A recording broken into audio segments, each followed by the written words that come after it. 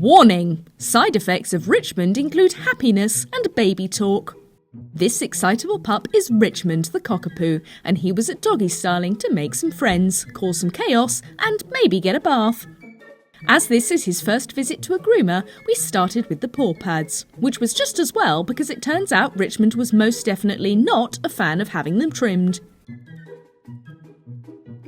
And nail trimming was only slightly less eventful, mostly. Into the bath, and Natalie was hoping for a calmer experience than the paws. And so far, everything was turning out pretty well.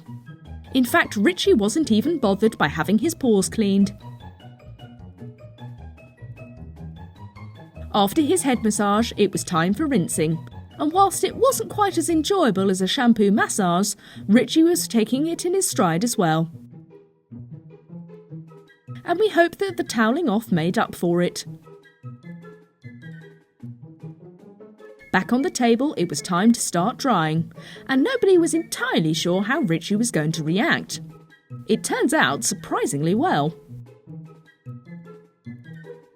Brushing was no bother at all, and in fact he was so well behaved that Natalie was able to break out the stand dryer. And that made for a very, very fluffy Richmond.